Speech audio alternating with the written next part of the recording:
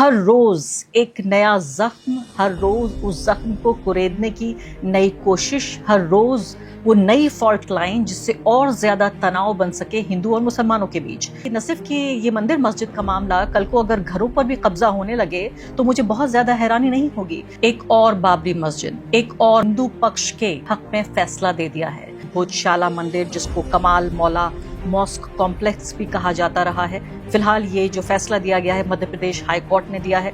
ये भोजशाला मंदिर कमाल मौला मॉस्क कॉम्प्लेक्स को मां सरस्वती का मंदिर माना है अदालत ने, और कहा है कि ये राजा भोज के समय का संस्कृत शिक्षा केंद्र था। उस जमाने में जब बिल्कुल जजमेंट आने वाला था तो ये तासुर दिया गया था बिल्कुल सीनियर मोस्ट लोगों की तरफ से पूरे मुल्क में।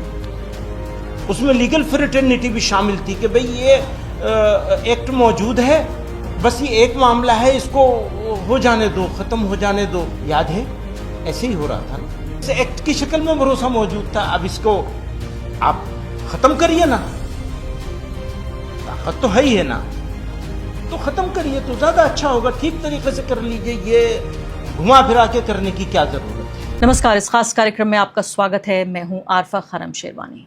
एक और बाबरी मस्जिद, जी हां, एक और नया मामला मध्य प्रदेश में आया है। मामला तो दशकों पुराना है, लेकिन फिलहाल मध्य प्रदेश की अदालत ने हिंदू पक्ष के पक्ष में उसके हक में फैसला दे दिया है।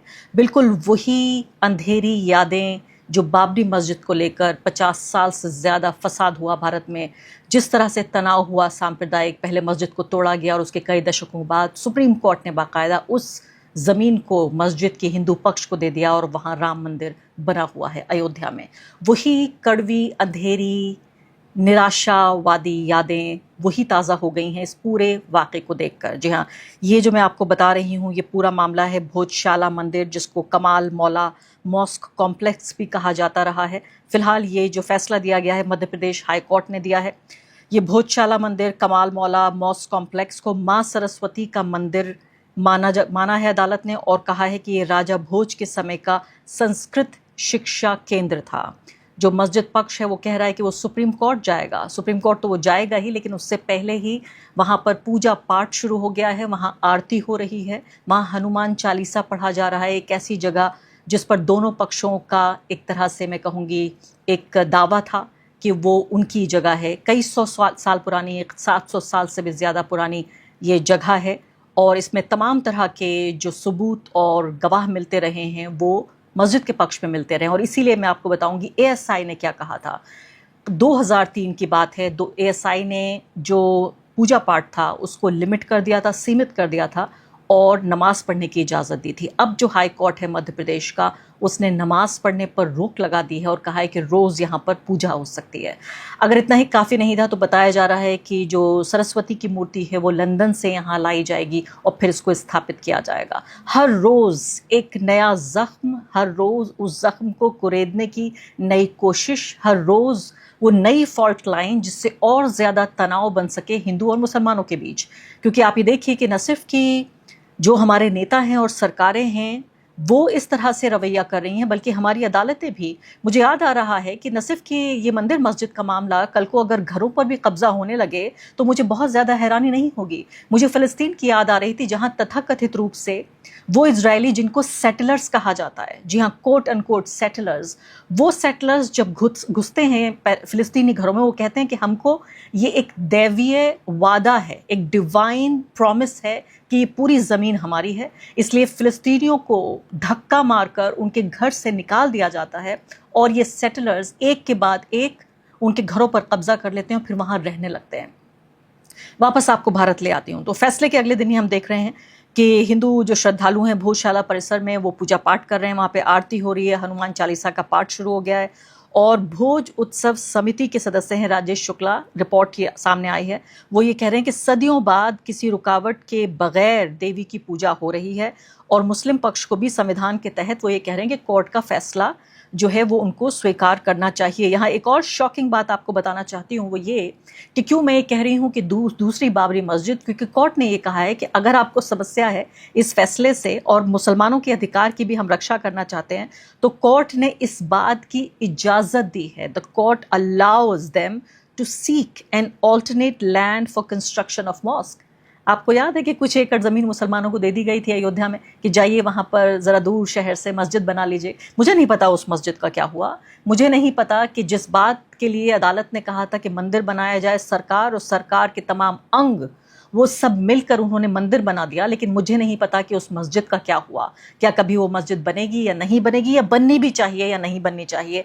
ये तो दर्शक हैं, वो जाने कि वो क्या समझते हैं इस बात को। मेरा इस पर कोई ओपिनियन नहीं है। मैं ये कहना चाहती हूँ कि दूसरी बाबरी मस्जिद, इसको इसलिए भी कहा जा रहा है कि हू बहू वो कहा जा रहा है कि मस्जिद के कंस्ट्रक्शन के लिए अगर वो चाहें तो ये इजाज़त दे रही है कोर्ट कि आप दूसरी मस्जिद बना लीजिए। यानी इस बात के लिए भी कोर्ट की इजाज़त है, क्योंकि ज़मीन तो मुसलमान कहीं भी ख़रीद सकता है, या सिख और ईसाई अपने प्रार्थना की जगह के लिए कहीं भी ज़मीन खरीद कर मंदिर, मस्जिद, गुरुद्वारा, चर्च जो चाहें बना सकते हैं। तो ये काफ़ी दिनों से ये चल रहा था ये विवाद। और मैं आपको ASI की बात बताना चाहती हूँ कि अदालत ने ये कहा कि इस स्थल पर हिंदुओं की पूजा की परंपरा कभी पूरी तरह, यानी पूजा करने को ही एक ट्रैक रिकॉर्ड के तौर पर माना गया। जैसा अयोध्या के मामले में हुआ कि हिंदू पक्ष की यहाँ पर कब्जा था, उनकी पूजा होती रही और ये अनइंटरप्टेड, बिना रुकावट के कब्जा था, इसलिए ये ज़मीन हम उनको दे रहे हैं। तो यहाँ पर ASI की बात बताना चाहती हूँ आपको। कोर्ट ने ASI ने 2003 के उस आदेश के हिस्से को रद्द कर दिया जिसमें हिंदुओं की पूजा पर रोक थी या सीमाएं लगी हुई थी, जबकि मुस्लिम पक्ष को नमाज की अनुमति थी। उसको बिल्कुल सर के बल पलट दिया गया है। इसके अलावा जो कोर्ट ने माँ सरस्वती की जो मूर्ति है उसको वापस लाने की मांग का भी इसमें जिक्र किया। लंदन के एक संग्रहालय में ये मूर्ति बताई जाती है। अदालत ने कहा कि इस बारे में दी गई याचिकाओं और मांगों पर केंद्र सरकार को विचार करना चाहिए। अब ये पूरा मामला यहाँ पर आप ये देखें कि कहा जा रहा है कि चूंकि यहाँ पर पूजा हो रही थी, कभी ख़त्म नहीं हुई पूजा, इसलिए ये जगह इनको दे दी जाए। अदालत ने जो ASI का जो मानना था, जो परिसर का संरक्षण जारी कर, यानी अभी भी ये ASI के तहत ही ये पूरी ज़मीन रहेगी। और इसके अलावा यहाँ पूजा पाठ शुरू हो गया और मस्जिद में लोग यहाँ पर नमाज अब नहीं पढ़ पाएंगे। इसमें असदुद्दीन ओवैसी ने स्टैंड लिया है और साफ तौर पे इस बात को यहाँ कहा है कि इस मस्जिद में 700 साल से ये मस्जिद रही है। ये जगह जो कमाल मौला मस्जिद कहलाई जाती थी और इसके अलावा भोजशाला कहलाई जाती थी, और इसमें नमाज अदा की जाती रही है 700 साल तक। सुन लेते हैं क्या कह रहे हैं। तो सबसे पहली बात तो यह है कि 700 साल से ये मस्जिद है और यहाँ पर नमाज अदा की जा रही है। दूसरी बात यह है कि ये क्यों कह रहा हूँ मैं, इसलिए कि ये वक्फ बाय डेडिकेशन है और इसको धार के उस वक्त के अर्सवाइल स्टेट ने इसको मुसलमानों के लिए दिया और वहाँ पर मस्जिद में नमाज पढ़ रहे हैं। दूसरा पॉइंट यह है कि 1904 में कलेक्टर ने इसको रिलिंक्विश किया और वो एक्ट था सेक्शन 4 and 13 ऑफ 1904 एक्ट। तीसरा बात यह है जो आपको समझने की ज़रूरत है, जो हम पे उंगली उठा रहे हैं, धार स्टेट गज़ीट है 1935 का, उसमें ये बताया गया है कि ये जगह मस्जिद है और गवर्नमेंट ने इसको रिलिंक्विश किया, गार्डियनशिप से मुस्लिम कम्युनिटी को दिया।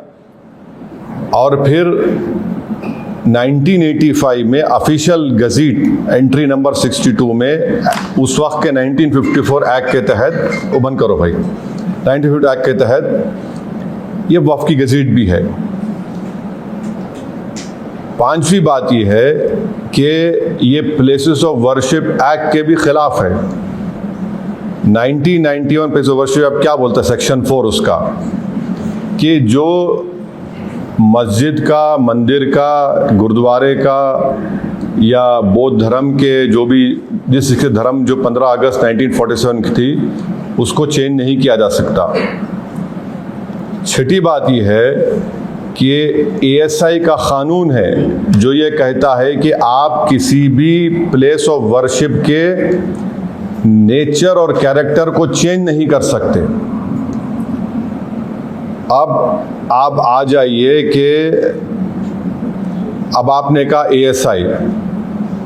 ASI ने 1951 में और 1952 में ये क्लैरिफिकेशन दे चुकी है कि ये मस्जिद है, और उस वक्त उन्होंने ASI ने रिजेक्ट किया था इसको कि जो वहाँ पर भोज उत्सव मनाना चाहते थे। 51 और 52 का ASI के ऑर्डर है। और आगे बढ़ने से पहले एक अदना सी गुजारिश कि आप मेंबर बनिए मेरे चैनल का आरफा खानम शेरवानी। अगर आप मेंबर बनते हैं, आपके समर्थन से आप मेरा हाथ मजबूत करेंगे, इतना मजबूत कि मैं सत्ता का कॉलर पकड़ के सवाल पूछ सकूंगी और जो हमारे समुदाय में हाशिए के जो तबके हैं उनकी आवाज उठा सकूंगी। आप यकीन जानिए, आपका एक छोटा सा सहयोग मेरे लिए इतना बड़ा होगा जिसके लिए आप अंदाजा भी नहीं लगा सकते। तो सीधे तौर पर आप देखिए, सिर्फ कानून के हिसाब से भी देखें तो उल्लंघन है, क्योंकि अयोध्या के मामले में आप दर्शकों को सबको याद होगा जबकि सुप्रीम कोर्ट ने यह कहा था कि जो प्लेसेस ऑफ वर्शिप एक्ट है, जिसके तहत 15 अगस्त 1947 को जो प्रार्थना का स्थल, जो प्लेस ऑफ वर्शिप जिस पहचान का था उसी का रहेगा, यानी जो मंदिर था मंदिर रहेगा, मस्जिद थी मस्जिद रहेगी, चर्च तो चर्च ही रहेगा, गुरुद्वारा गुरुद्वारा रहेगा, उसको बदला नहीं जा सकता। और ये इसलिए था, अदालत को अंदाजा था कि आज़ादी के बाद जब नया देश बनेगा और उस देश में हिंदू मुसलमान सिख ईसाई लड़ेंगे कि हम मंदिर लेकर मस्जिद बनाएंगे, हम मस्जिद तोड़कर मंदिर बनाएंगे, इस तरह से ये हो सकता है फसाद। इसलिए ये कानून बनाया गया था जिसमें जो 15 अगस्त 1947 को जो स्थिति थी वही स्थिति बनी रहेगी, उसका उल्लंघन करते हुए, क्योंकि कोर्ट ने कहा था कि हम एक एग्जेम्पशन कर रहे हैं। राम मंदिर के लिए एक अपवाद के तौर पे कहा था कि अपवाद है। अब ये देखिए, उसका उल्लंघन दोबारा हो रहा है। इसमें मौलाना महमूद मदनी ने ये कहा है कि प्लेसेस ऑफ वर्शिप एक्ट को ख़त्म कर देना चाहिए क्योंकि ये मजाक बन चुका है। अब असदुद्दीन ओवैसी ये कह रहे हैं कि मैंने पहले ही ये कहा था बाबरी मस्जिद के मामले पर ही कि ये फैसला आस्था की बुनियाद पर हुआ है और इससे आने वाले कई विवादों को वो देख पा रहे हैं, कई नए विवाद इससे पैदा होंगे, तब उनकी बात का मजाक उड़ाया गया। अब देखिए फिर वही हो रहा है, सुन लेते हैं।